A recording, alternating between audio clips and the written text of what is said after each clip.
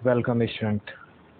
आज फिर से इस वीडियो में मैं आप लोगों का स्वागत करता हूं और इस वीडियो में आप लोगों की आज विशेषण की क्लास होने वाली है, जैसा कि आप लोग देख पा रहे हैं।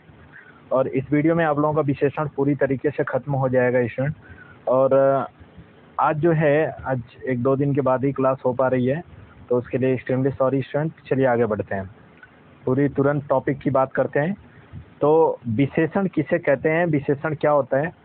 तो संज्ञा या सर्वनाम की विशेषता बताने वाले शब्दों को क्या कहते हैं? विशेषण कहते हैं। संज्ञा और सर्वनाम की विशेषता बतलाने वाले शब्दों को क्या कहते हैं? विशेषण कहते हैं। समझ में बात आ रही होगी? ठीक है। यानी अगर कोई संज्ञा शब्द है और उसकी अगर विशेषता बतलाई जा रही है तो वह क्या कहा जाएगा? वह विशेषण कहलाएगा। ठीक है ना। अब देखिएगा, एक चीज और समझ लीजिएगा, विशेष्य और प्रविशेषण।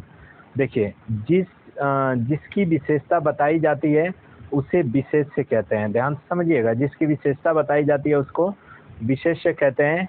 और इसके बाद अब आगे चलते हैं। जो विशेषण की विशेषता बतलाता है उसे प्रविशेषण कहते हैं। जिसकी विशेषता बताई जाती है उसको विशेष्य कहते हैं। जरा ध्यान से समझिएगा, घोड़ा की विशेषता यहाँ पर बताई जा रही है, तो यह क्या हो जाएगा? यह विशेष्य हो जाएगा। क्या हो जाएगा? विशेष्य हो जाएगा। ठीक है ना। अब अगर मैं बात कर रहा हूँ कि घोड़ा बहुत तेज दौड़ता है, तो यहाँ पर देखिएगा, यहाँ पर तेज क्या हो जाएगा? ठीक है ना। और तेज हो जाएगा आपका विशेषण, क्योंकि इसकी विशेषता एक शब्द बता रहा है, तो इसलिए यह जो बहुत है यह आपका क्या हो जाएगा? यह आपका प्रविशेषण में आएगा। ठीक है ना, यह आपका प्रविशेषण में आ जाएगा। तेज जो हो जाएगा वह विशेषण हो जाएगा और आपका विशेष्य जो है वह आपका क्या हो जाएगा? घोड़ा हो जाएगा। चलिए आगे बढ़ते हैं। अगला दिया हुआ है कि आज बहुत गर्मी है, तो यहाँ पर देखिएगा, बहुत का मतलब ये हो जाता है कि आपका क्या है? आज बहुत गर्मी है, तो बहुत मतलब बहुत ज़्यादा गर्मी है। ठीक है ना। तो यह आपका क्या हो जाएगा? किसके बारे में बताया जा रहा है? आज के बारे में बताया जा रहा है। बहुत जो होगा वह क्या है? वह आपका प्रविशेषण में आएगा और गर्मी यह आपके विशेषण के भेद को दिखाएगी। ठीक है ना। अब चलिए नेक्स्ट आगे बढ़ते हैं। और आगे क्या दिया हुआ है आपका? तो आपके सामने आगे ये दिया हुआ है विशेषण के भेद। विशेषण के कितने भेद होते हैं? तो इसके 4 भेद होते हैं। कौन कौन से? सर्वनामिक विशेषण, गुणवाचक विशेषण, और देखिएगा सर्वनामिक विशेषण, गुणवाचक विशेषण, संख्यावाचक विशेषण और परिमाणवाचक विशेषण। ये 4 प्रकार के होते हैं। ठीक है ना। ये 4 प्रकार के विशेषण होते हैं। पहला सर्वनामिक विशेषण, दूसरा गुणवाचक विशेषण, तीसरा संख्यावाचक विशेषण और चौथा परिमाणवाचक विशेषण होता है। चलिए आगे बढ़ते हैं। अगला दिया हुआ है सर्वनामिक विशेषण। सबसे पहला पार्ट पे आ जाते हैं।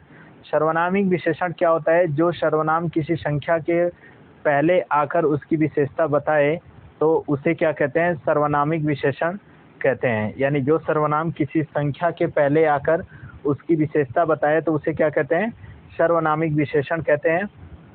इसके बाद उदाहरण देख लेते हैं। देखिएगा, ठीक है। हुआ लड़का खेल रहा है, यह थोड़ा सा एग्जाम्पल गड़बड़ हो गया स्टूडेंट, इस एग्जाम्पल को आप लोग सही कर लीजिएगा। ठीक है ना। यह लड़का खेल रहा है, ठीक है।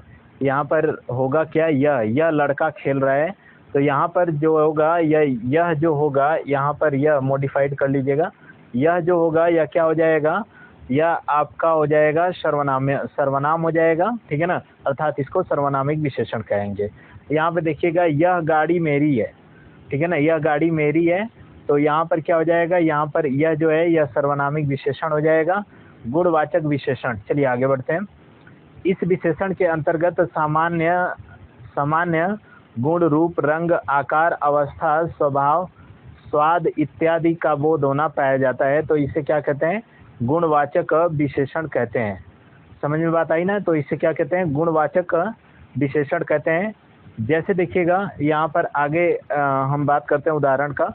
तो गुण कुछ है, यहाँ पर भला दिया हुआ है, बुरा दिया हुआ है, अच्छा दिया हुआ है, सरल, सीधा इत्यादि। ठीक है ना। ये सारे के सारे गुण हो जाते हैं। रूप जो है यह सुंदर है, कुरूप है, आकर्षक है इत्यादि। ठीक है ना।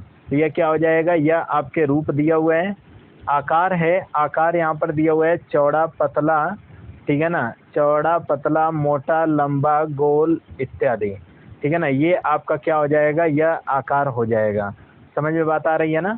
चलिए आगे बढ़ते हैं, अगला टॉपिक लेकर के चलते हैं और अगला पोर्शन नंबर 3 आ जाता है आपके सामने, संख्यावाचक विशेषण। इसमें निश्चित तथा अनिश्चित संख्यावाची विशेषण का प्रयोग किया जाता है। इसको अनिश्चित कर लीजिएगा, ठीक है ना, यहाँ पर अनिश्चित कर लीजिएगा इसको, ठीक है ना। ये निश्चित, इसमें निश्चित तथा अनिश्चित संख्यावाची विशेषण का बोध होना पाया जाता है, तो उसे हम संख्यावाची विशेषण कहते हैं। जैसे कौन कौन सी संख्याओं का बोध होना, तो देखो पूर्ण संख्या, अपूर्ण संख्या, क्रमवाचक, समुदायवाचक, विपक्षावाचक इत्यादि संख्याओं का बोध होना पाया जाता है, तो उसे हम क्या कहते हैं, संख्यावाची विशेषण कहते हैं।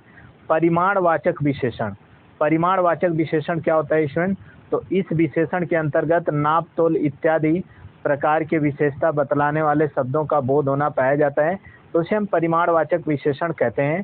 जैसे कि 5 किलो, 10 किलो, 2 मीटर और ढेर सारा, थोड़ा बहुत इत्यादि, यह क्या हो जाएगा, यह आपका परिमाणवाचक परिमाणवाचक विशेषण हो जाएगा। चलिए आगे बढ़ते हैं, ठीक है। इसमें व्यक्तिवाचक विशेषण, और व्यक्तिवाचक विशेषण क्या होता है, तो व्यक्तिवाचक विशेषण में देखते हैं, जब शब्द व्यक्तिवाचक संख्या से बने होते हैं और विशेषण शब्दों का निर्माण करते हैं, तो उसे क्या कहते हैं, व्यक्तिवाचक विशेषण कहते हैं।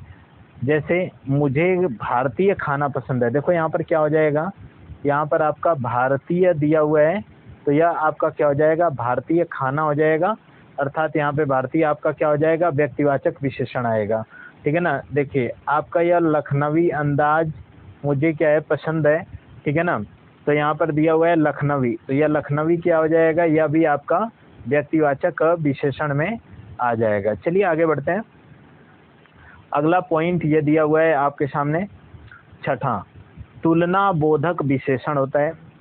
जिन शब्दों से दो वस्तुओं की तुलना परस्पर की जाती है, तो उसे तुलना बोधक विशेषण कहते हैं। जैसे मिल्खा बोल्ट से ज़्यादा तेज भागता है, तो यह क्या हो जाएगा, यह तुलना बोधक विशेषण हो जाएगा। अब अगला देखते हैं, प्रश्नवाचक विशेषण। ऐसे शब्द जिनका संख्या सर्वनाम जानने के लिए प्रयोग होता है, तो उसे प्रश्नवाचक विशेषण कहते हैं। जैसे मेरे जाने के बाद यहाँ कौन आया था, देखिए यह कौन जो है, यह बोध करवा दे रहा है प्रश्नवाचक का, प्रश्नवाचक शब्द का अर्थात क्या हो जाएगा, प्रश्नवाचक विशेषण हो जाएगा। चलिए आगे बढ़ते हैं, और आज का आखिरी टॉपिक यही तक, ठीक है, संबंधवाचक विशेषण। जब विशेषण शब्दों का प्रयोग किसी एक वस्तु या व्यक्ति का संबंध दूसरी वस्तु या व्यक्ति के साथ बतलाया जाए, तो उसे संबंधवाचक विशेषण कहते हैं।